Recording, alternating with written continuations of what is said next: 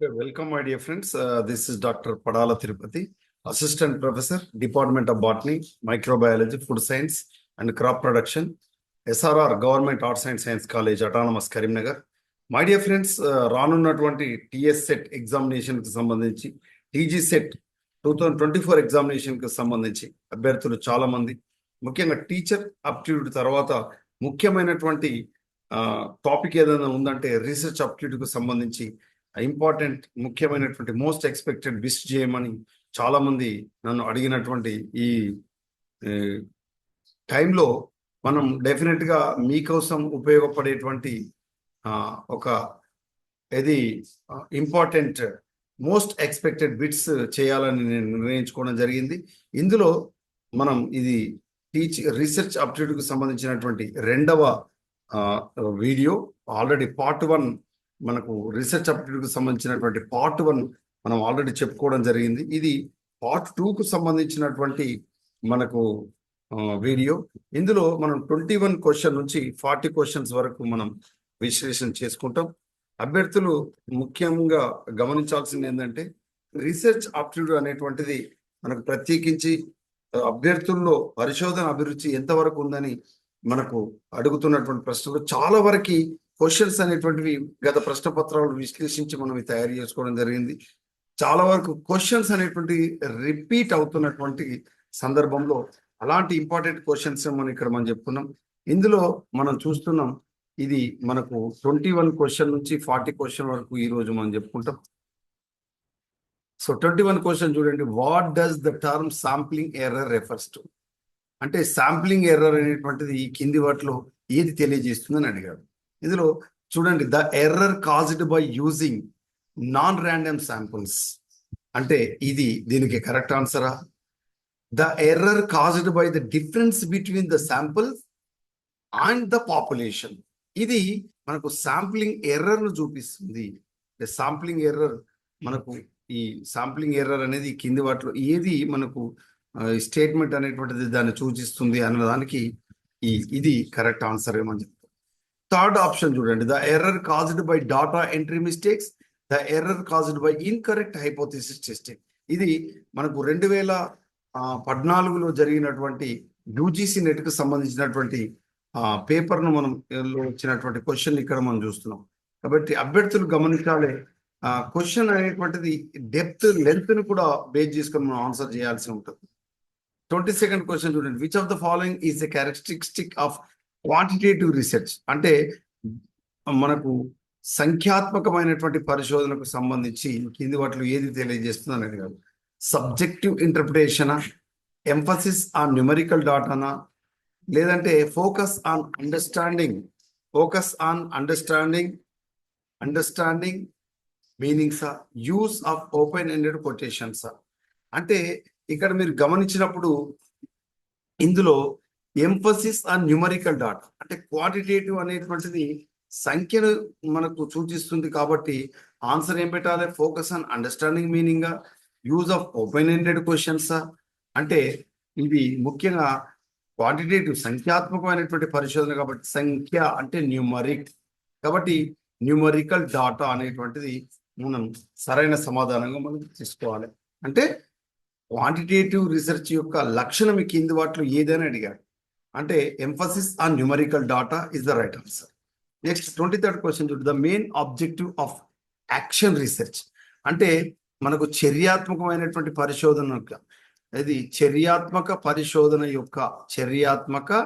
పరిశోధన యొక్క ముఖ్యమైనటువంటి లక్ష్యం ఏమిటి అంటున్నాడు. Main objective.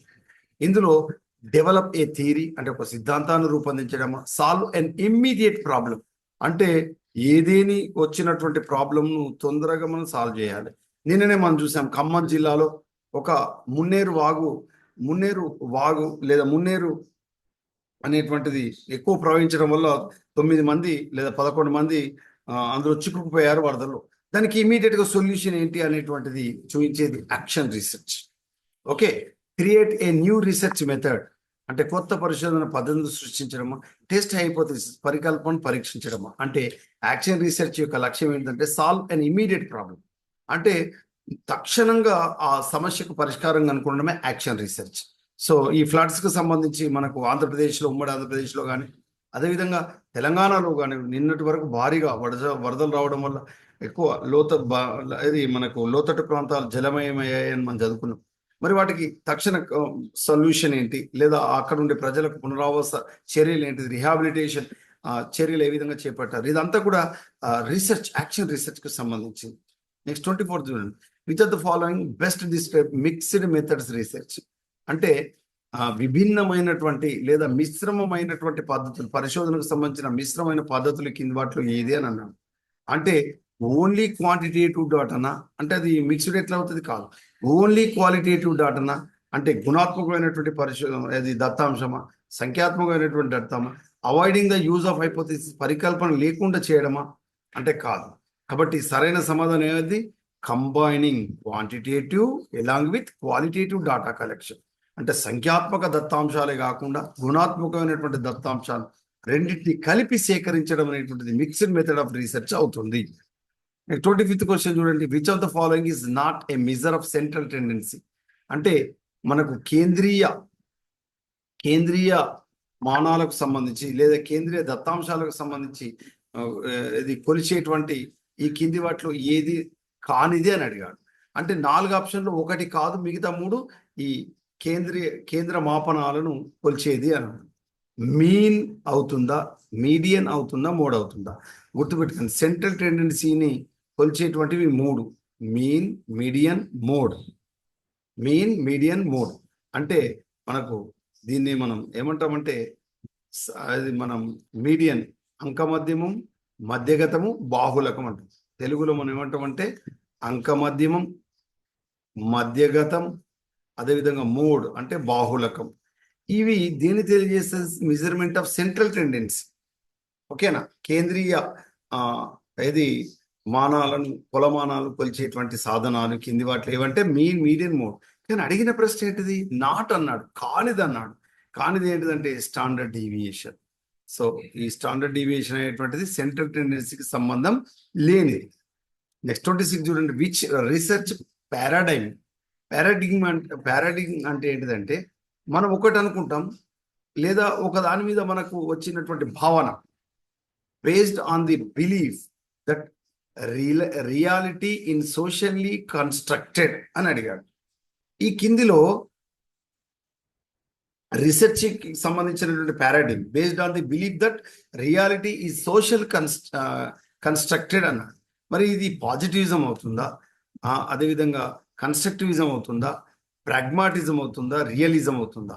అంటే ధనాత్మక వాదమా, నిర్మాణాత్మక వాదం కన్స్ట్రక్టివిజమా, ప్రాగ్మాటిజం ఏంటిది?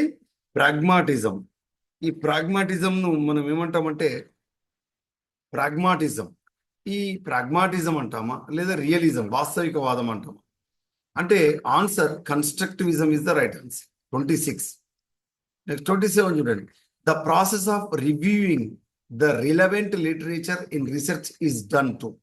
అంటే మనకు లిటరేచర్కి సంబంధించి ఏదైతే లిటరేచర్ రివ్యూకు సంబంధించి ఏది ప్రక్రియకు సంబంధించి ఇందులో పరిశోధనకు సంబంధించి కింది వాటిలో ఏది తెలియజేస్తుంది అని అడిగాడు. ఇందులో డిఫైన్ ద రీసెర్చ్ ప్రాబ్లమా, avoid duplication of work, find gaps in existing research.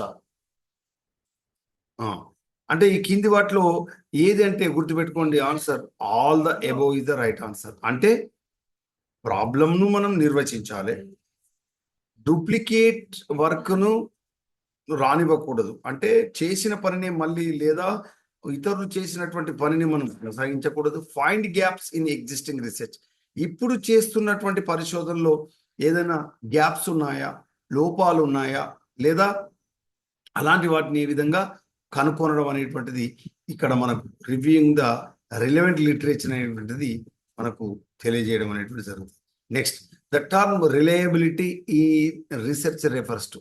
అంటే విశ్వసనీయత అనేటువంటిది పరిశోధనలో ఈ కింది వాటిలో దేన్ని తెలియజేస్తుంది, దేనికోసం అంటే రిలయబిలిటీ, విశ్వసనీయత దేనికోసం అంటే the accuracy of the measurement. అంటే మెజర్మెంట్ కు సంబంధించినటువంటి యాక్యురసీ అంటే ఖచ్చితత్వం. యాక్యురసీని తెలుగులో మనం ఏమంటాం? ఖచ్చితత్వాన్ని తెలియజేస్తుందా. Number the consistency of the measurement అంటే ఒక పరీక్షకు సంబంధించి ఇక్కడ స్థిరత్వాన్ని తెలియజేస్తుందా? The relevance of the measurement అంటే మనకు ఏదైతే మెజర్మెంట్ ఏదైతే ఈ పరీక్షకు సంబంధించి రిలవెన్స్ అంటే ఎంతవరకు ఇందులో మనకు ఈ రిలవెన్స్ ఉందనేటువంటి తెలియజేస్తుందా? వ్యాలిడిటీ అంటే సప్రమాణాత్మకతను తెలియజేస్తుందా? సప్రమాణతను తెలియజేస్తుందా? రిలవెన్స్ అంటే వాస్తవికతను తెలియజేస్తుందా అని అడుగుతున్నాడు. ఇక్కడ రిలయబిలిటీ అనేటువంటిది ఏంటంటే మనకు తెలుగులో విశ్వసనీయత అంట. ఈ విశ్వసనీయత ఈ కింది వాటిలో దేని తెలియజేస్తుంది అంటే the consistency of the test ఒక పరీక్షకు సంబంధించినటువంటి కన్సిస్టెన్సీ స్థిరత్వాన్ని తెలియజేస్తుంది, ఖచ్చితత్వాన్ని తెలియజేస్తుంది, అంటే ముఖ్యంగా స్థిరత్వాన్ని తెలియజేస్తుంది అని చెప్పచ్చు. Next, what is the primary purpose of A pilot study అంటే మనకు ఏదైతే ఏదేని ఒక కొత్త ప్రోగ్రామ్ స్టార్ట్ చేసే క్రమంలో పైలట్ స్టడీ అని ఒకటి ముందు పెడతారు. అసలు దాని యొక్క ముఖ్యమైనటువంటి పర్పస్ ఏంటి, దాని యొక్క అవసరం ఏంటి, దాని యొక్క లాభం ఏంటిది అని అడుగుతుంది. టు జనరేట్ హైపోథీసిస్ అంటే పరికల్పనను రూపొందించడమా? To test the feasibility of the research design ఏదైతే మనకు పరిశోధన ప్రణాళికను రూపొందిస్తున్నామో దాన్ని పరీక్షించడం సులభం కావడానిక, లేదంటే టు పబ్లిష్ ప్రిలిమినరీ రిజల్ట్ ముందు మనము ఏదైతే పొందినటువంటి ఫలితాలు ఉన్నాయో వాటిని పబ్లిష్ చేయడం అంటే ప్రచురించడానిక, టు కలెక్ట్ ఫైనల్ డాటా అంటే అంతిమ దత్తాంశాన్ని పొందడం. అంటే పైలట్ స్టడీ యొక్క మెయిన్ పర్పస్ ఏంటిదంటే ప్రాథమిక పర్పస్ అవసరం ఏంటంటే to test the feasibility of the research design. 30 questions. In which of the following is a characteristic of well defined research problem అంటే ఒక పరిశోధన సంబంధించినటువంటి ప్రాబ్లం అంటే సమస్యకు సంబంధించి సరిగా నిర్వచించబడినటువంటి ఖచ్చితంగా నిర్వచించబడినది కింది వాటిలో ఏది తెలియజేస్తుందంటే ఇట్ షుడ్ బి కాంప్లెక్స్ అంటే సమస్య అనేటువంటి సంక్లిష్టంగా ఉండాలి, ఇట్ షుడ్ బి సింపుల్ ఇది చాలా సరళంగా ఉండాలి, ఇట్ షుడ్ బి రీసెర్చబుల్ ఇది పరిశోధించేదిగా ఉండాలి, ఇట్ షుడ్ బి జనరల్ ఇది సర్వసాధారణంగా ఉండాలి అంటే it should be researchable. Next 31 చూడండి. Which of the following is the correct order of steps in the research process ఇది లేకుండా మీ ఎగ్జామినేషన్ పేపర్ ఉండదు. యూజీసీ నెట్లో అడిగినటువంటి ప్రశ్న ఇది ఏమడుగుతున్నాడు? Correct order of steps in the research process పరిశోధన ప్రక్రియలో ఈ దశలు వరుస క్రమంలో పెట్టమన్నాడు. ఇందులో కరెక్ట్ ఆన్సర్ ఏంటిదంటే ఇందులో మన కరెక్ట్ ఆన్సర్ ముందే చూస్తున్నాం. Literature review, hypothesis formulation, data collection and data analysis ఇది మనకు పరిశోధన ప్రక్రియలో సరైనటువంటి ఇది కరెక్ట్ ఆర్డర్ ఏంటిది? Literature review, hypothesis formulation, data collection, data analysis. Sir యాక్చువల్గా ఐడెంటిఫికేషన్ ఆఫ్ ద ప్రాబ్లం ఉండాలి కదా, ఇందులో లేదు. అదే ఆర్డర్లో ఉన్నప్పటికీ కూడా అది లేదు కాబట్టి దాని తర్వాత తీసుకుంటాం. ఐడెంటిఫికేషన్ ఆఫ్ ది ప్రాబ్లం తర్వాత మనం ఏం చేస్తున్నాం? లిటరేచర్ రివ్యూ చేస్తాం, హైపోథీసిస్ ఫార్ములేషన్ చేస్తాం, పరికల్పనను రూపొందిస్తాం, దత్తాంశాన్ని సేకరిస్తాం, దత్తాంశాన్ని విశ్లేషిస్తాం. So B option is the right answer. Next 32 question. Which of the following is the primary source of data దత్తాంశానికి ప్రాథమికమైనటువంటి వనరు ఏంటిది అని అడుగుతున్నాడు. Primary source of data research ఆర్టికల్సా, టెక్స్ట్ బుక్సా, గవర్నమెంట్ రిపోర్ట్సా, సర్వేసా? అంటే ప్రైమరీ సోర్స్ ప్రాథమికమైనటువంటి ఆధారం అంటే గౌణ ఆధారాలు కూడా ఉంటాయి. ఇందులో రీసెర్చ్ ఆర్టికల్స్ అనేటువంటి ఎవరో చేసింది కాబట్టి అది సెకండరీ సోర్స్ అవుతుంది. టెక్స్ట్ బుక్స్ ఆల్రెడీ వేరే వాళ్ళు రాసిండ్రు కాబట్టి ఇది కూడా సెకండరీ అదే అవుతుంది. గవర్నమెంట్ రిపోర్ట్స్ ఆల్రెడీ గవర్నమెంట్కి ఎవరు రిపోర్ట్ సబ్మిట్ చేశారు, గవర్నమెంట్ పబ్లిష్ చేసిండ్రు కాబట్టి ఇది టెరిషరీ సోర్స్ అవుతుంది. అంటే మనం అడిగింది ఏంటిది? ప్రైమరీ సోర్స్ అడిగాడు. అంటే research articles secondary source, text books secondary source, government reports tertiary source. మరి డైరెక్ట్గా ప్రైమరీ సోర్స్ కింది వాటిలో ఏంటిది? దత్తాంశానికి సర్వే చేయడం మనమే, అంటే డైరెక్ట్గా మనమే పర్సన్తో సర్వే చేసి డాటాను తీసుకుంటున్నాం కాబట్టి it is primary source. 33 question చూడండి. ఏ కేస్ స్టడీ ఈజ్ టైపికల్లీ అంటే కేస్ స్టడీ అనేటువంటిది కింది వాటిలో ఈ దేనికి చెందినది అంటున్నాడు. టైపికల్ దేనికి సమానం, దేంతో పోల్చవచ్చు అంటే ఇది క్వాంటిటేటివ్ రీసెర్చ్ అంటే సంఖ్యాత్మక పరిశోధన, ఎక్స్పెరిమెంటల్ రీసెర్చ్ అంటే ప్రయోగాత్మక పరిశోధన, క్వాలిటేటివ్ రీసెర్చ్ అంటే గుణాత్మకమైనటువంటి పరిశోధన, కొరిలేషన్ రీసెర్చ్ అంటే సహసంబంధంతో కూడినటువంటి పరిశోధన అంటే ఆన్సర్ క్వాలిటేటివ్ రీసెర్చ్ అంటే కేస్ స్టడీ అనేటువంటిది ఒక గుణాత్మక పరిశోధనకు సంబంధించిందిగా మనం చెప్పుకోవాలి. నెక్స్ట్ 34 చూడండి. In a research study independent variables are, మనకు తెలుసు చరరాశులు అనేటువంటివి 3 రకాలుగా ఉంటాయి. డిపెండెంట్ వేరియబుల్స్ అంటే మనకు ఆధారపడేటువంటి ఇది వేరియబుల్స్ ఉంటాయి. ఇండిపెండెంట్ వేరియబుల్స్ అంటే మనకు స్వతంత్ర చరరాశులు ఉంటాయి. పరతంత్ర చరరాశులు అంటే డిపెండెంట్ వేరియబుల్స్ అంటారు. ఇంకోటి స్వతంత్ర కాకుండా పరతంత్ర కాకుండా ఉండేటువంటివి ఉంటాయి. అంటే అవి వేటికి సంబంధం ఉన్నటువంటి. మరి ఇచ్చినటువంటి ప్రశ్న ఏంటంటే ఇండిపెండెంట్ వేరియబుల్స్ ఈ కింది వాటిలో ఏవి అని అన్నాడు. The variable that are measured or observed, the variables that are manipulated or controlled by the researcher. Independent వేరియబుల్ను ఏమంటున్నాడు? The variable that are manipulated or controlled by the researcher అనేటువంటిది మనకు correct answer. Next the main purpose of control group, మనకు ఇక్కడ experimental group అదేవిధంగా control group అని మనకు experimental రీసెర్చ్లో ఉంటుంది. ప్రయోగాత్మక పరిశోధనలో 2 గ్రూప్స్ ఉంటాయి. ఒకటి కంట్రోల్ గ్రూప్ ఉంటుంది, ఇంకోటి ఎక్స్పెరిమెంటల్ గ్రూప్ ఉంటుంది. మరి కంట్రోల్ గ్రూప్ అంటే దీన్ని నియంత్రిత సమూహం అంటారు. పరిశోధన సమూహం, నియంత్రిత సమూహం. మరి నియంత్రిత సమూహానికి సంబంధించినటువంటి ప్రధానమైన ఉద్దేశం ఏంటిది పరిశోధనలో అని అడిగాడు. ఇక్కడ serve as a standard for comparison, serve as a standard for comparison, receive the experimental treatment, influence the outcome of experiment, ensure that the sample size is large enough. అంటే ఆన్సర్ ఏం పెట్టాలి? Serve as a standard for comparison. ఇది control group యొక్క ముఖ్యమైనటువంటి మనకు ఉద్దేశం లేదా లక్ష్యం. Which of the following is a characteristics of descriptive research అంటే వర్ణనాత్మకమైనటువంటి పరిశోధన యొక్క లక్షణం ఈ కింది వాటిలో ఏది అని అడుగుతున్నాడు. కానిది అడుగుతున్నాడా, చెందినది అడుగుతున్నాడా? ఇక్కడ చెందినది అడుగుతున్నాడు. అంటే ఈ కింది వాటిలో మనకు వర్ణనాత్మక పరిశోధన యొక్క లక్షణం ఈ కింది వాటిలో ఏది అడుగుతున్నాడు అంటే లక్షణము అడిగాడు. ఇందులో involves manipulating variables to it aims to describe characteristics or phenomenon. ఇది మనకు వర్ణనాత్మక పరిశోధన యొక్క లక్షణం. మరి it is used to test హైపోథీసిసా, ఇట్ ఈస్ ఆల్వేస్ క్వాలిటేటివ్ నేచరా అంటే ఆన్సర్ ఏం పెట్టాలి? It aims to describe characteristics or phenomena. ఇది దేని గురించి వర్ణిస్తుంది? క్యారెక్టరిస్టిక్స్ లక్షణాలను వర్ణిస్తుంది. At the same time phenomena లేదా దృగ్విషయం గురించి వర్ణిస్తుంది. Next 37 validity in research refers అంటే సప్రమాణత అనేటువంటిది ఈ కింది వాటిలో పరిశోధనలు దేని తెలియజేస్తుంది? డైరెక్ట్ ఆన్సర్కి వెళ్ళిపోదాం. The accuracy of an instrument in measuring what it is intended to measure అంటే ఏమని చెప్పుకోవచ్చు? ద అక్యురసీ అంటే ఖచ్చితత్వం ఏదైతే ఉందో అది of an instrument in measuring what it is intended to measure. ఒక పరీక్ష దేన్నైతే పరీక్షించదలుచుకున్నదో దానిని మాత్రమే ఖచ్చితంగా పరిశీలించదలిచినట్లయితే ఆ పరీక్షకి ఏముందని చెప్తాం? వ్యాలిడిటీ, సప్రమాణత. వ్యాలిడిటీని మనం ఏమంటాం? సప్రమాణత. ఒక పరీక్షకు ఉండాల్సినటువంటి గుణాలు ఏంటిదంటే రిలయబిలిటీ అంటే విశ్వసనీయత,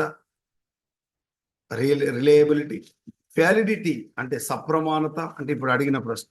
దాంతో పాటుగా ఇంకొకటి ఏముంటుందంటే వ్యాలిడిటీ తర్వాత రిలయబిలిటీ తర్వాత మనం ఇంకోటి ఏముంటుందంటే మనకు ఇది విశ్వసనీయత ఉంటుంది. అంటే మనకు రిలయబిలిటీ, తర్వాత సప్రమాణత, ఇంకొకటి గుణం ఉండాలి. 3 క్వాలిటీస్ ఉంటాయి ఒక టెస్ట్కు సంబంధించి, ఒక వ్యాలిడిటీకి సంబంధించి. ఓకేనా? సో ఇక్కడ అడిగిన ప్రశ్నకు మాత్రం validity in research refers to the accuracy of an instrument in measuring what it is intended to measure. దేనైతే పరీక్షించాలో దాన్ని పరీక్షిస్తే మనం ఏం చెప్తాం? వ్యాలిడిటీ అంటాం, అంటే సప్రమాణత. ఓకే, నెక్స్ట్ 38 చూడండి. ఇక్కడ what which of the following is not, కానిది అడుగుతున్నాడు. నాట్ అంటే కానిది, not a method of data collection, అంతే దత్తాంశాన్ని సేకరించడంలో కానిది ఈ కింది పద్ధతిలో సేకరణ చేయము అని అన్నట్టు. అంతే దత్తాంశ సేకరణకు ఇది పనికిరాదు ఈ పద్ధతి, లేదా ఏ పద్ధతి అయితే దత్తాంశ సేకరణకు ఉపయోగపడదో దాన్ని గుర్తించమని అడిగాడు. అబ్జర్వేషన్, ఖచ్చితంగా దత్తాంశాన్ని సేకరించవచ్చు. ఎక్స్పెరిమెంటేషన్, ప్రయోగం ద్వారా దత్తాంశాన్ని సేకరించవచ్చు. హైపోథీసిస్ ఫార్ములేషన్ అంటే పరికల్పనలు రూపొందించడం దత్తాంశాన్ని సేకరించడానికి సంబంధం లేదు. ఇంటర్వ్యూ చేయడం ద్వారా డాటాను కలెక్ట్ చేస్తాం, అంటే పరిశీలన ద్వారా దత్తాంశాన్ని కలెక్ట్ చేస్తాం. ఎక్స్పెరిమెంటేషన్ ద్వారా డాటాను కలెక్ట్ చేస్తాం, అంటే దత్తాంశాన్ని కలెక్ట్ చేస్తాం.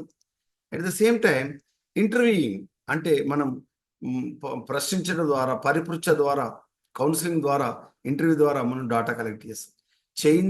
డాటా కలెక్షన్కు ఉపయోగపడని పద్ధతి కింది వాటిలో ఏంటంటే హైపోథిసిస్ ఫార్ములేషన్. నెక్స్ట్ 39 చూడండి.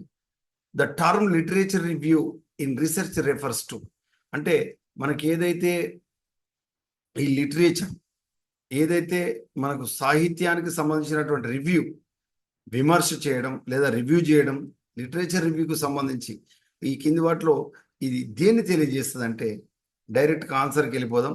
ఏ summary of what is known about particular topic. ఏదేని ఒక మనం అంశాన్ని మనం తీసుకున్నప్పుడు దాని గురించినటువంటి పరిపూర్ణమైనటువంటి ఒక సమ్మరీ, ఒక పూర్తి సమాచారం, సమగ్రమైనటువంటి దానికి అది తెలియజేసేటువంటిది లిటరేచర్ రివ్యూ.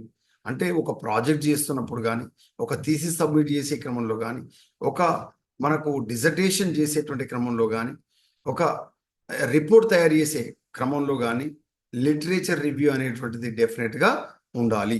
ఆ లిటరేచర్ రివ్యూ అనేటువంటిది దేని తెలియజేస్తుంది అంటే ఏదైతే ఆ పర్టికులర్ టాపిక్ ఏదైతే ఉందో దానికి సంబంధించినటువంటి ఒక బ్రీఫ్ సమ్మర్ని తెలియజేస్తుంది. నెక్స్ట్ 40, ఇది ఇవాళకి సంబంధించినటువంటి last question. What is null hypothesis అంటే శూన్య పరికల్పన అంటే ఏంటిది? నల్ హైపోథీసిస్ అంటే తెలుగులో మనం ఏమంటాం? శూన్య పరికల్పన అంటే ఏంటిది? శూన్య పరికల్పన, పరిశోధనలో పరికల్పనలు ఖచ్చితంగా అవసరం, అర్థమవుతుందా? సో వితౌట్ హైపోథీసిస్ చేసే పరిశోధన ఉంటుంది, అది హిస్టారికల్ రీసెర్చ్. కానీ ఇక్కడ అడిగిన ప్రశ్న ఏంటిది? What is null hypothesis in research అంటే పరిశోధనలో శూన్య పరికల్పన అంటే ఏంటిది? ఇక్కడ డైరెక్ట్గా ఆన్సర్కి వెళ్ళిపోదాం. Hypothesis that there is no difference or effects. అంటే ఇక్కడ ఏమంటున్నానంటే ఇక్కడ ఒకవేళ మనకు ఏదైతే ఈ హైపోథీసిస్ అనేటువంటిది మనకు అందులో ఎలాంటి భేదము ఉండదు, లేదా దానికి యొక్క ప్రభావం అసలే ఉండకపోతే, రెండు చరరాశుల మధ్యలో లేదా హైపోథీసిస్కి సంబంధించి మనం తీసుకున్నప్పుడు పరిశోధనలో మనకు వాటి మధ్యలో ఎలాంటి డిఫరెన్స్ లేకపోతే, okay, a hypothesis that there is no difference or effect we can call as null hypothesis, శూన్య పరికల్పన అంటారు. ఇది మనకు 40 క్వశ్చన్కు సంబంధించి. మిగతా 3వ వీడియోలో మళ్ళీ మనం కలుద్దాం. I will stop here my dear friends. డెఫినెట్గా నమ్మకంగా ప్రాక్టీస్ చేయండి. రానున్నటువంటి మీ టీజీ సెట్ ఎగ్జామ్లో మీరు మీ ఆప్షనల్ సబ్జెక్ట్ కంటే ఎక్కువ కూడా, అంటే ఉస్మానియా విశ్వవిద్యాలయం నిర్వహించే 29 ఆప్షనల్ సబ్జెక్టుల కంటే కూడా పేపర్ 1లో రీసెర్చ్ అప్టిట్యూడ్, టీచింగ్ అప్టిట్యూడ్లో అంటే మీ పేపర్ 1లో మీ ఆప్షనల్ సబ్జెక్ట్ కంటే కూడా ఎక్కువ మార్కులు సాధిస్తారు 100%. నేను విశ్వాసంతో ఉన్నా, మీరు విశ్వాసంతో ఉన్నారా? అయితే నాతో నమ్మకంగా చెప్పండి, డెఫినెట్గా మేము క్వాలిఫై అవుతామని. I wish you all success my dear friend.